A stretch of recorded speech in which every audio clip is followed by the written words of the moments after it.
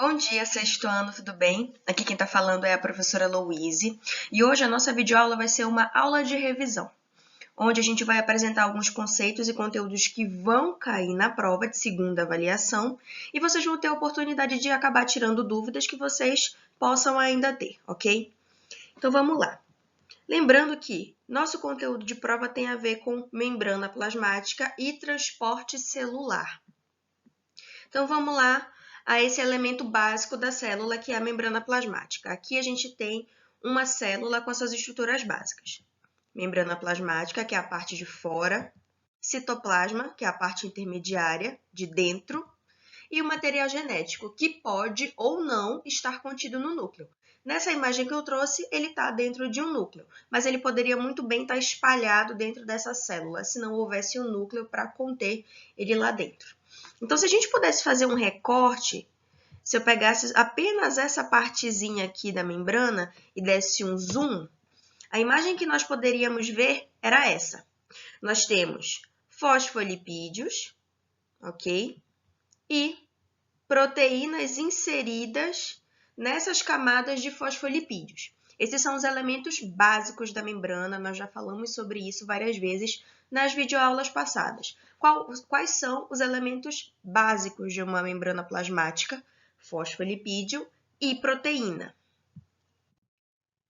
Então vamos lá. A membrana plasmática é formada por uma bicamada fosfolipídica.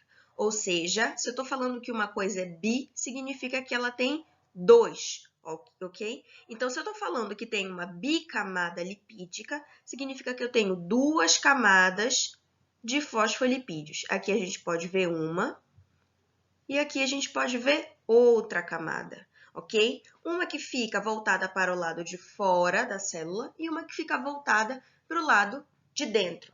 É essa camada de lipídios, essas duas camadas de lipídios que vão separar o meio extracelular, que é o lado de fora, do meio intracelular, que é o lado de dentro da célula. Outro elemento básico são as proteínas, ok? É através das proteínas que ocorrem alguns tipos de transporte celular. Aqui na imagem nós podemos ver algumas proteínas, inclusive algumas moléculas passando por essas proteínas. É como se as proteínas fossem corredores que levassem essas moléculas de um lugar para o outro. Nós falamos sobre os elementos básicos da membrana, que é o fosfolipídio e a proteína. Mas na membrana nós também temos elementos específicos, ok? Que é diferente de elemento básico. Então vamos lá, quais são os elementos específicos da membrana plasmática? Primeiro, microvilosidades, que vão ser extensões da membrana plasmática, que vão auxiliar ela nessa absorção de nutrientes, vão ajudar a membrana a absorver nutrientes para a célula. E outros elementos que nós temos são as interdigitações e os desmossomos, que têm a mesma função dentro da membrana e dentro da célula, que é a adesão celular. Ou seja, a função das interdigitações e dos desmossomos é manter as células unidas. Um exemplo de atuação dessas interdigitações e desmossomos para a formação de tecidos. Quando a gente falou sobre organização do corpo humano, a gente disse que um conjunto de células forma um tecido. Mas essas células só conseguem ficar em conjunto, só conseguem ficar unidas para a formação de um tecido graças às interdigitações e os desmossomos. Então, vamos lá às funções básicas da célula. Aqui a gente tem a imagem de uma membrana, exatamente na forma de uma célula. É como se eu tivesse pegado uma célula e partido ela bem no meio para mostrar para vocês. Aqui do lado de fora, a gente consegue ver uma camada de fosfolipídio e aqui dentro a gente tem outra. Uma voltada para o lado de dentro da célula e uma que fica em contato com o lado de fora. Olha como ela é espessa, olha como ela é grossa. Por isso, uma das funções básicas da célula é proteção, proteger a célula. Por isso que a membrana tem duas camadas também. Ela auxilia na proteção dessa célula. Outra função é separar o meio externo e o meio interno da célula, para que essas organelas, como o material genético e outras que ficam dentro do citoplasma, não ficassem soltas no nosso corpo. E como última função básica, a gente tem, que é de permitir a entrada e saída de substâncias. Ela não permite que tudo entre, nem que tudo saia. Ela vai selecionar o que pode e o que não pode entrar e sair da célula. E a essa seleção a gente chama de permeabilidade seletiva, ou seja, ela até permite que algumas coisas passem, mas só se forem necessárias para a célula, ok?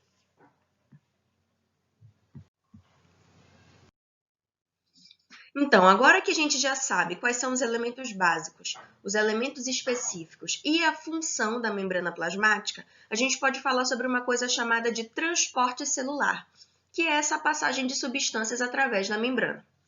Então, a gente tem transporte celular de pequenas moléculas e a gente tem esses processos de osmose, difusão e bomba de sódio-potássio nas pequenas moléculas. E para o transporte celular de grandes moléculas, a gente tem esses processos: fagocitose e pinocitose. Quando a gente fala sobre transporte celular, uma coisa tem que estar muito clara: a diferença solvente, soluto e solução. Essa aqui eu acho que você já sabe. Solvente é quem dissolve. Soluto é quem está sendo dissolvido. E no final, com a mistura, a junção do solvente e do soluto, nós temos uma solução. Aqui eu trouxe um exemplo, além daquele do Kisuke, que a gente deu na aula passada. Digamos que aqui eu tenho um café solúvel. Ele está fazendo a função de soluto. Por quê? Porque é ele que vai ser dissolvido. E aqui eu tenho água quente. Ela vai fazer a função de solvente, porque é ela que vai dissolver esse café. Então, só mais uma vez. Solvente é quem dissolve. Soluto, quem está sendo dissolvido. Se eu faço a mistura desses dois elementos, o que eu tenho? Uma solução, que é o café líquido, né? Aquele café que a gente está acostumado a tomar todos os dias. Então, vamos lá.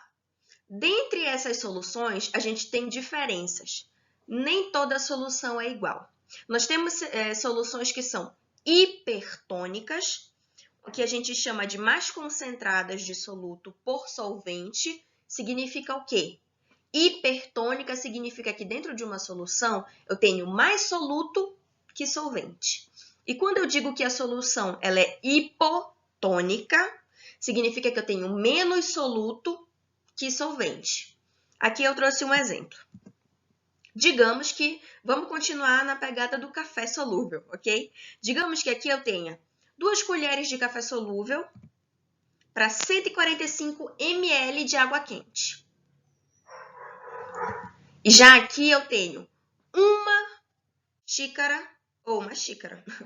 colher de café solúvel para 500 ml de água quente. 500 ml é meio litro, tá, gente? Então, vamos comparar. Aqui na primeira situação, vou até botar umzinho bem aqui. Na primeira situação, eu tenho 2 colheres de café solúvel para 145 ml de água quente. E na segunda situação, eu tenho 1 colher de café solúvel para 500 ml de água quente. Qual dessas soluções vocês acham que é hipertônica, ou seja, que tem mais soluto que solvente? E qual delas vocês acham que é hipotônica, que tem menos soluto para o solvente? Resposta. A solução hipertônica é a primeira situação. Eu tenho muito soluto para pouco solvente. Eu tenho muito café para pouca água. Significa que vai ficar um café muito forte, muito concentrado. Então, é uma solução hipertônica. Já na segunda situação, eu tenho pouco café para muita água. Vai ficar um café fraco, que é aquilo que às vezes a gente até chama de chafé, que é um café ralo, muito fraco. Então, isso significa que ela é uma solução hipotônica, porque tem menos soluto para muito solvente. Espero que essa situação e essa diferenciação de solução hipertônica para a solução hipotônica esteja ok. Agora, sabendo que o que é solução hipertônica e o que é uma solução hipotônica, a gente vai passar para os tipos de transporte celular passivo, ok? Lembrando que a gente classifica esse tipo de transporte como passivo quando a célula não gasta energia para fazer ele. Então, um exemplo de transporte celular passivo de pequenas moléculas é a difusão. A difusão é a movimentação do soluto, ou seja, das moléculas que estão dissolvidas no solvente, do meio hipertônico, do mais concentrado, para o hipotônico, que é o menos concentrado. Então, aqui eu tenho uma solução onde um lado, aqui a primeira situação a gente pode ver, em um lado eu tenho uma grande concentração de moléculas, que é essa parte aqui. Todas as moléculas de soluto estão de um lado. Essa parte amarela representa a membrana, que deixa passar o que for necessário. Vejam que na primeira situação eu tenho uma solução que está completamente cheia de soluto. Então, ela é a solução hipertônica. Ela é a solução que está mais concentrada. Observem que as moléculas vão passando daqui para cá. Ou seja, a gente tem uma passagem das moléculas do meio mais concentrado para o menos concentrado, porque esse processo busca sempre o equilíbrio, ok? Lembrando, difusão é a passagem do soluto do meio mais concentrado para o menos concentrado. O nome desse processo é difusão. Próximo processo, osmose. A osmose também é um processo passivo, não tem gasto de energia. Só que agora a gente não vai ter a movimentação do soluto. O que vai se movimentar, o que vai passar de um meio para outro meio é a água, não é o soluto, é a água. Não vão se confundir. Difusão é passagem de soluto, osmose é passagem de água, ok? Então vamos lá. A osmose é a movimentação da água do meio hipotônico, ou seja, do menos concentrado, para o hipertônico, é o mais concentrado. Então, aqui a gente tem o contrário. Em vez da água passar do meio mais concentrado para o menos concentrado, ela vai passar ao contrário. Ela vai passar do meio menos concentrado para o mais concentrado, do meio hipotônico para o hipertônico. Aqui a gente tem uma imagem que exemplifica bem isso. Novamente, aqui a gente tem um exemplo como se fosse a membrana plasmática, e vejam.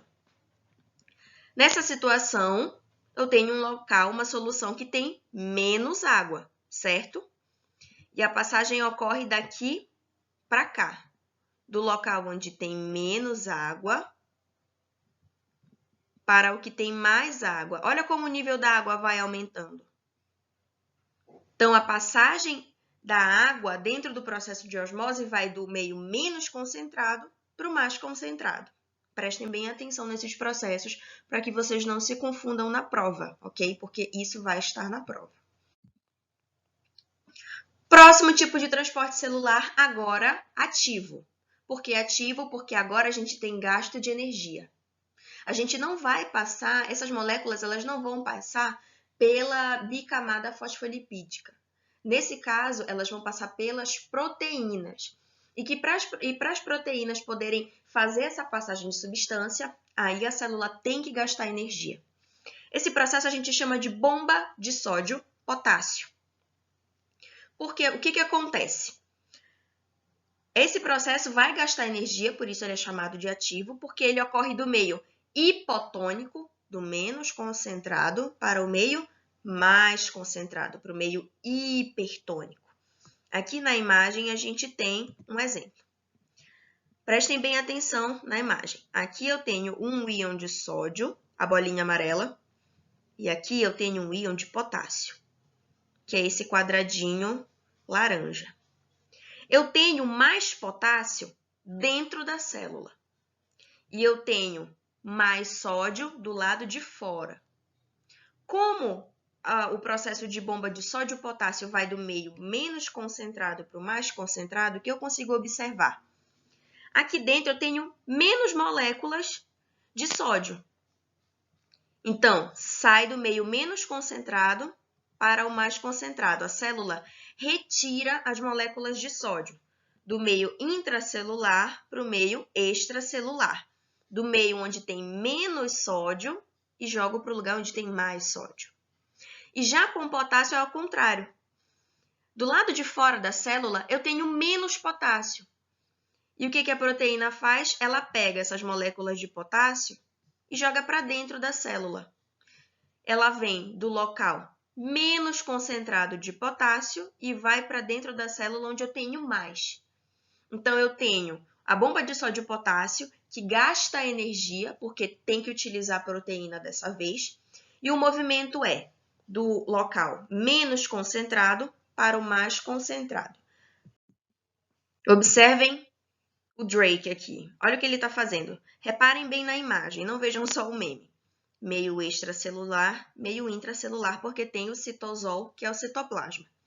Olha como ele joga para dentro 2 moléculas de potássio e joga fora 3 de sódio. E nesse momento que ele termina de fazer esse transporte, o que a gente tem bem aqui?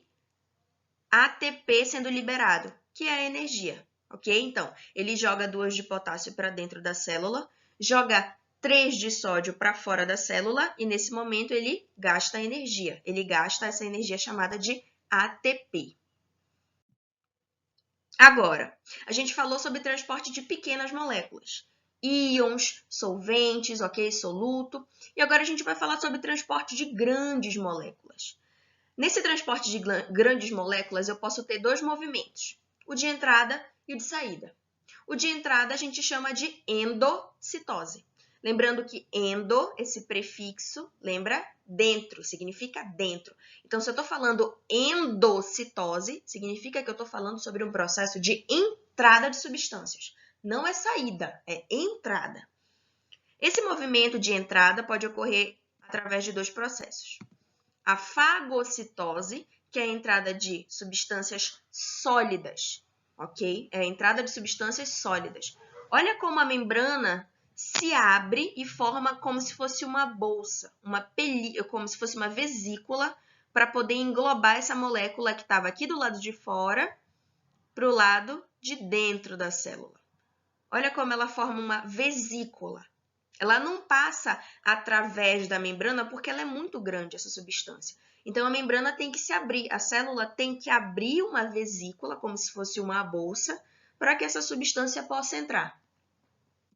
Outro tipo de processo é a pinocitose, que é a entrada de substâncias líquidas, ok? Então, em vez de entrar uma substância sólida, vai entrar uma substância líquida, mas que também tem grandes moléculas. Então, a célula também vai ter que abrir uma bolsa, uma vesícula, para que ela possa pegar essas substâncias que estão no meio extracelular, ok? Não se esqueçam disso. E a gente vai ter o movimento de exocitose. Exo significa fora, ok? Então, endo significa dentro, entrada de substâncias. Mas agora eu estou falando sobre a exocitose, que é o movimento de saída. É a mesma dinâmica. A célula, para retirar substâncias de dentro dela, através da membrana, ela cria também uma vesícula, uma bolsa. Interessante pontuar essa diferença. Quando eu estou falando sobre transporte de pequenas moléculas, elas são pequenas. Então, elas podem passar através da membrana, através da proteína, através da bicamada fosfolipídica. Quando a molécula é grande, não tem como ela passar pela proteína nem pela bicamada. Então, a membrana ela tem que abrir como se fosse uma bolsa para poder englobar aquela substância que é muito grande, ok? É isso, pessoal. Espero que vocês tenham tirado as dúvidas de vocês. Vejam essa aula mais de uma vez para que vocês possam tirar todas as dúvidas que vocês ainda têm, ok? É isso e até a próxima aula.